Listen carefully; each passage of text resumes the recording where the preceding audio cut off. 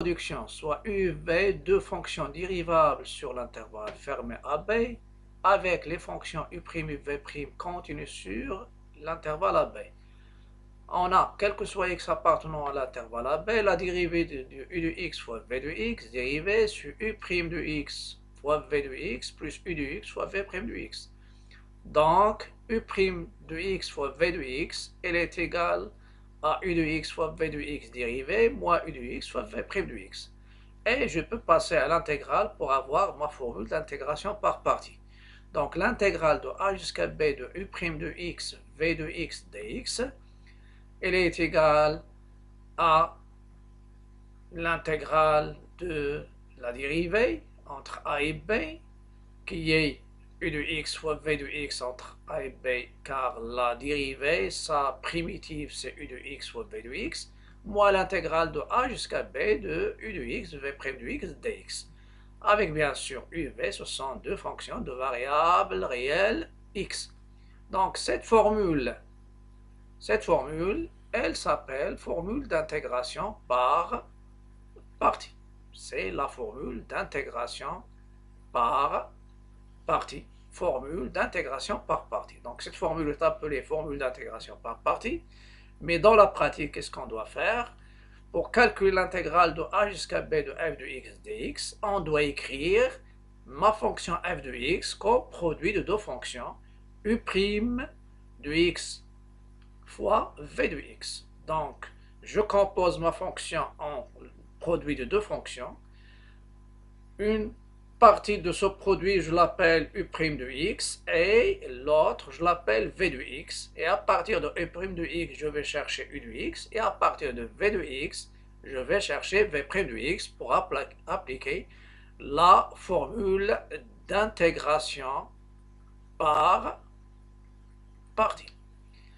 Donc cette formule est appelée intégration par, aux formules d'intégration par partie. Et je vais l'utiliser directement dans quatre intégrales I, J, K et L. Donc ça c'est, je passe maintenant aux solutions. Voilà, solution, et je vais traiter cas par cas. Donc solution. Et je vais commencer par l'intégrale I. Donc, calculons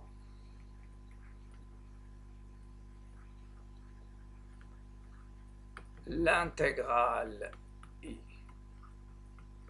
L'intégrale I qui est égale à l'intégrale de 0 jusqu'à pi de x sinus x dx. Et la technique que je vais utiliser, c'est l'intégration par partie. Donc, par intégration par partie, ou bien à l'aide. Intégration par partie.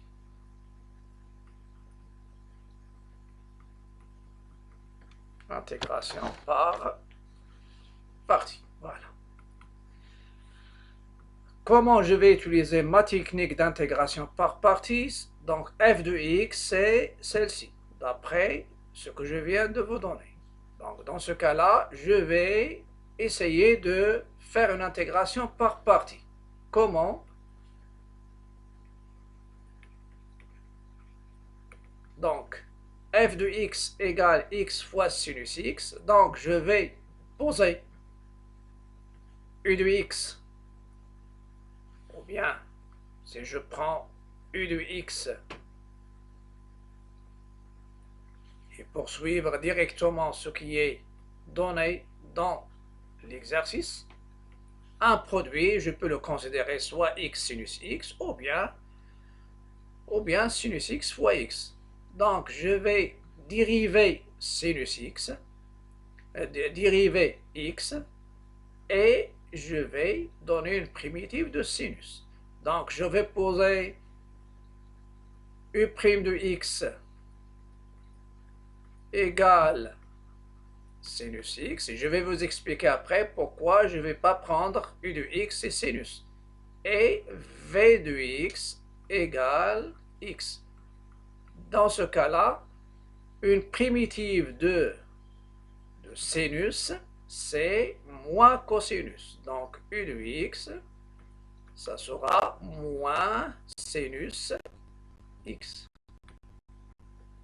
Moins cosinus x, pardon. Moins cosinus x. Moins cosinus x. Et v' de x, v' de x, c'est la dérivée de x, c'est 1. Vous savez que sinus x,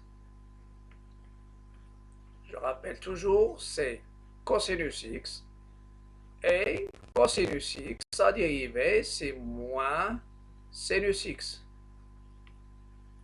Donc, une primitive de cosinus, c'est sinus, une primitive de sinus, c'est moins cosinus.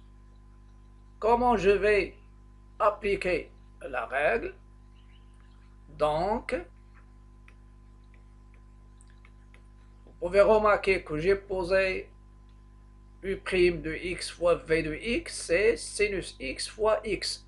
Donc, l'intégrale i, qui est l'intégrale de 0 jusqu'à pi, de x sinus x dx, c'est l'intégrale de 0 jusqu'à pi de u' de x, v de x, dx. Et d'après la règle de l'intégration par partie, c'est u de x, v de x, à prendre entre les bornes, moins l'intégrale de 0 jusqu'à pi de, si je prends ici u'v, je vais prendre dans la deuxième intégrale u de x, v' de x, dx.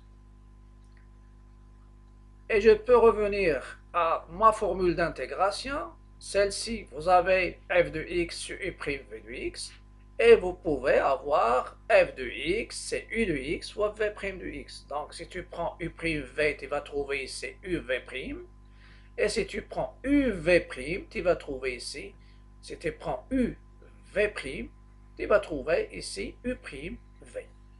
Puisque le produit c'est commutatif, donc je peux prendre uniquement une et l'appliquer. Donc, ça va me donner i.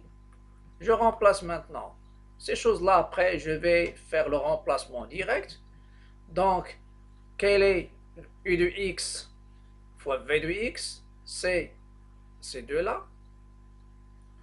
Donc, la première intégrale, c'est l'intégrale de sinus x fois x dx est égale à u de x fois v de x moins l'intégrale de moins cosinus x fois 1, c'est moins cosinus x dx. Donc, u fois v, l'intégrale de u fois v, ou bien u fois v entre crochets, donc c'est moins x. C'est-à-dire ici, il est prêt à remplacer. La règle, il me donne l'intégrale de u'v, u'v, la u' de x, v de x dx, c'est u de x fois v de x entre crochets, moins l'intégrale, ça c'est la règle, l'intégrale de 0 jusqu'à pi de u de x, v' de x dx. Ça c'est un produit, il n'y a pas d'intégrale de produit direct. L'intégrale, il fonctionne avec la somme, c'est la linéarité, il fonctionne avec la différence, il fonctionne aussi avec l'intégrale de k fois f, c'est k fois l'intégrale de f, mais l'intégrale de f fois g, ce n'est pas l'intégrale de f fois l'intégrale de g. Vous devez procéder par intégration par partie. Moins l'intégrale de 0 jusqu'à pi de moins cosinus x fois 1 dx. Et maintenant, je remplace vers la fin, c'est-à-dire je garde remplacer après, une primitive normalement de moins avec moins, ça donne plus, de 0 jusqu'à pi de cosinus x dx. Si je reviens ici, Une primitive de cosinus, c'est sinus. Et une primitive de sinus, c'est moins cosinus. Et ça va me donner moins x cosinus x entre 0 et pi, plus sinus x entre 0 et pi. Ça, c'est l'intégrale i. Donc, i, je remplace maintenant, moins pi cosinus pi. Moins avec moins, ça donne plus. 0 cosinus 0. Ça, c'est la première. Plus sinus pi moins sinus de 0 pour deuxième, intégrale. Cosinus pi, c'est moins 1, donc ça donne pi, plus 0. Sinus de pi, c'est 0. Cosinus de pi, c'est moins 1. C'est pourquoi moins 1 avec moins pi, ça donne pi. Cos 0, c'est 1, mais avec 0, ça donne 0. Sinus de 0, c'est aussi 0. Donc finalement, ce qui reste, c'est i, elle est égale, l'intégrale i, il est égal à pi. Je vais revenir un peu sur mon intégrale. Pourquoi j'ai pas fait le choix? Je prends u prime cx. Si je prends u prime x, sa primitive, ça sera 1 demi x au carré. Et si je prends v, c'est sinus x, sa dérivée, ça sera cosinus. Et dans la deuxième intégrale ici, ça va apparaître l'intégrale de 0 jusqu'à pi 1 demi x carré cosinus x dx.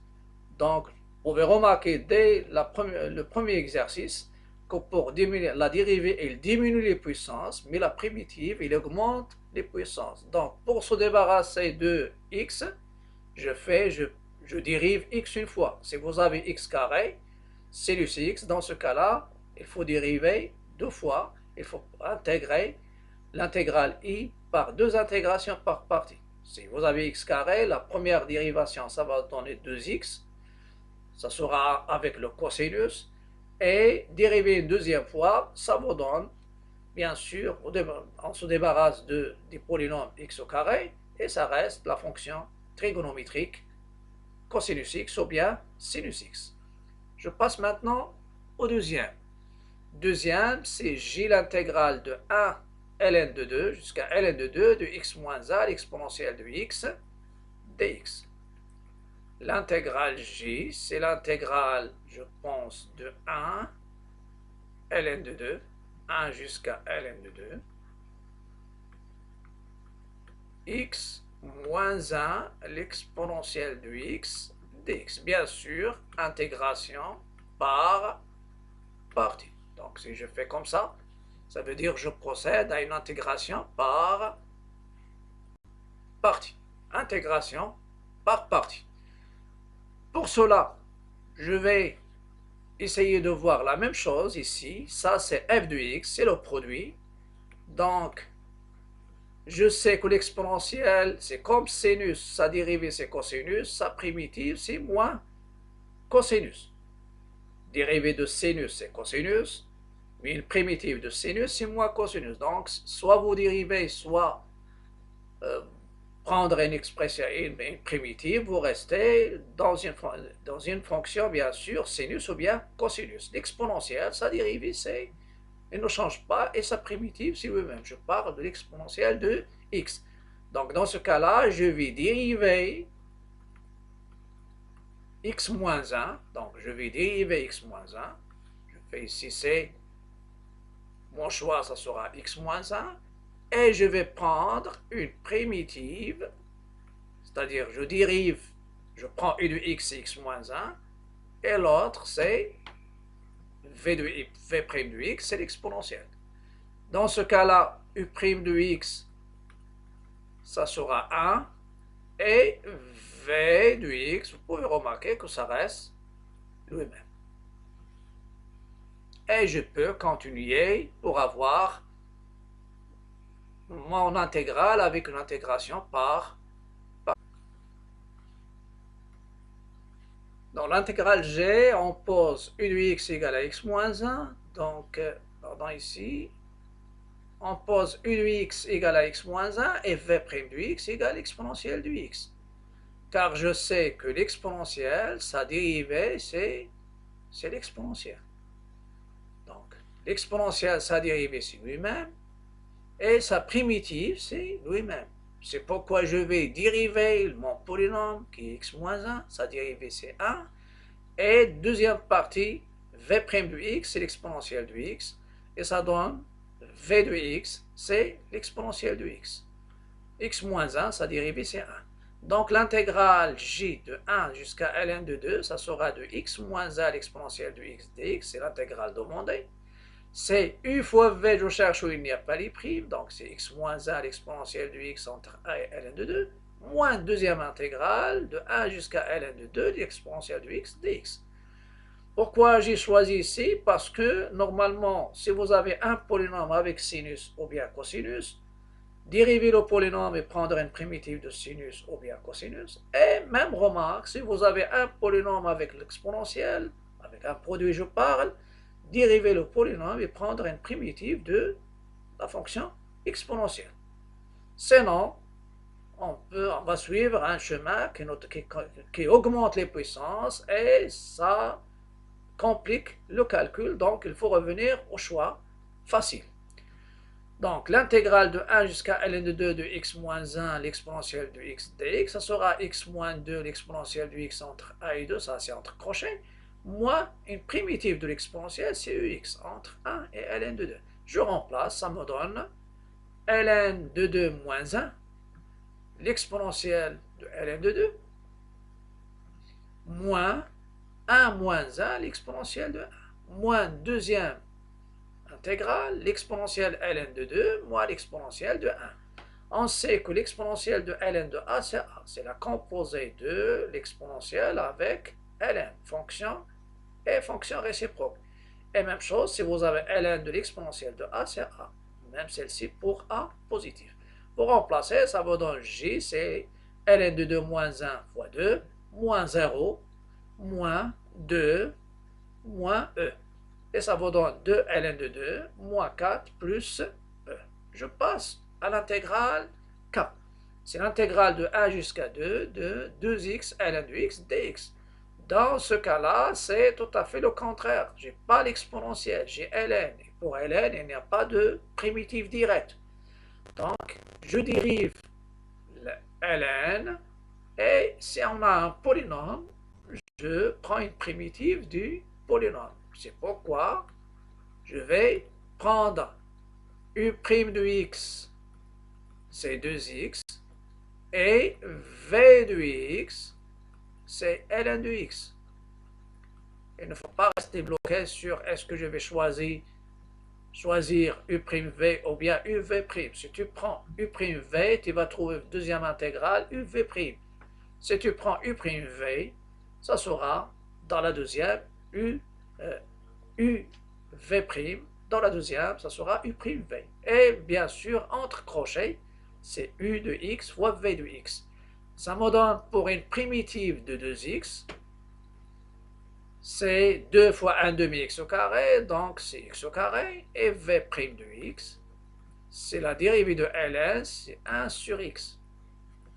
Donc, mon intégrale k, qui est l'intégrale de 1 jusqu'à 2 de 2x ln de x dx, c'est u fois v. Maintenant, je vais prendre ici, c'est x carré ln de x entre a et 2, moins deuxième intégrale, c'est l'intégrale de 1 fois 2, x au carré fois 1 sur x dx. Et je continue. Je garde les fonctions primitives, c'est-à-dire entre crochets, pour remplacer les deux en même temps. Vous avez x carré sur x, vous simplifiez, ça reste x. X dx. Et ça vous donne k, c'est x carré, pardon, c'est x carré ln de x, x carré ln de x entre a et 2. Une primitive de x carré, c'est 1 de x, c'est 1 demi. x au carré entre 1 et 2. Et maintenant, je vais faire les calculs. Oui, ça c'est moins, moins. Donc, ou bien d'où, l'intégrale k, c'est 2 au carré, ln de 2, moins 1 au carré, ln de 1, ça c'est la première, moins 1 demi 2 au carré, moins 1 demi 1 au carré. K égale ln de 1 c'est 0, donc c'est 4 ln de 2, si c'est 0, moins 4 sur 2 c'est moins 2, et plus 1 demi. C'est 4 ln de 2, moins 4 demi plus 1 demi, c'est moins 3 demi. Ça, c'est l'intégrale k. C'est l'intégrale k. Et je vais passer à la dernière intégrale. L, c'est l'intégrale de 1 à e, ln de x dx. Donc, l'intégrale L, c'est l'intégrale de 1 à e, ln de x dx. Toujours, il faut vérifier les calculs. Ici, vous avez 4 ln de 2, c'est ça, 4 ln de 2, moins 1 au carré ln de 1, ln de 1 c'est 0, donc il s'en va. Ici, 1 demi x au carré, 4 sur 2, ça donne 2, donc avec moins, ça donne moins 2. Moins avec moins 1 demi, 1 au carré qui est 1, donc ça donne plus 1 demi. Moins 4 demi plus 1 demi, c'est moins 3 demi. Et la même chose ici, intégration par partie. Intégration par partie. C'est ce qui est demandé. Intégration par partie. Voilà. Intégration. Ou bien vous pouvez l'écrire par partie. Ça, c'est intégration par partie. Maintenant, vous avez uniquement une seule fonction. Mais n'oubliez pas que ln de x, il y a juste à côté un ln de x dx. Donc, il y a un produit. J'ai dit, si vous avez logarithme avec une fonction polynôme de degré 1, donc prendre, dériver le polynôme. Donc, dans ce cas-là, je vais prendre u' de x, c'est 1, et je vais dériver mon logarithme. Ça va me donner une primitive de 1, c'est x. Une dérivée de ln, c'est 1 sur x. Donc, l'intégrale L, qui est l'intégrale de 1 jusqu'à e de ln de x dx, une fois v chercher où il n'y a pas de dérivée, pardon, que les fonctions primitives, qui est x ln de x entre a et e, moins l'intégrale de 1 jusqu'à e, x fois 1 sur x dx. Vous dérivez, vous simplifiez, pardon, donc x ln de x entre a et e, moins l'intégrale de 1 à e de 1 dx. Et si vous avez 1 dx, c'est une constante, ça veut dire il y a une primitive de, pour 1 c'est x, pour une constante vous pouvez la sortir, ou bien si vous avez k c'est kx de 1 à e moins x entre 1 et e, et je remplace, j'obtiens L, c'est E ln de E, moins 1 ln de 1, moins E, moins 1. Ça me donne L égale, vous avez ln de E, c'est 1. ln de A, c'est 0. Voilà. Je remplace, donc il me donne E, moins 0, moins E, plus 1. Et la valeur de L, ça sera 1. Donc, pour le temps de reste qui reste, normalement dans la prochaine vidéo, je vais traiter des exercices concernant l'intégration par partie. Donc, j'ai une remarque à vous donner concernant la priorité. Remarque, priorité de dérivation. Priorité de dérivation.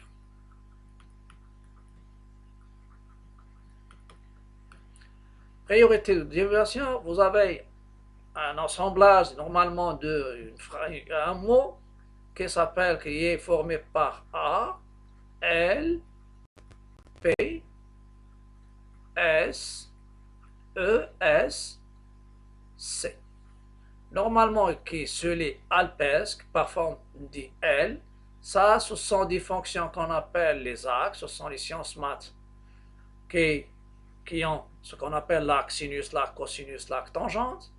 Celle-ci, c'est logarithme. Celui-là, c'est polynôme. Ça, c'est exponentiel. Et vous avez ici sinus. Et il y a aussi cosinus. Normalement, comment ça fonctionne alpesque? La priorité de dérivation, c'est de gauche à droite.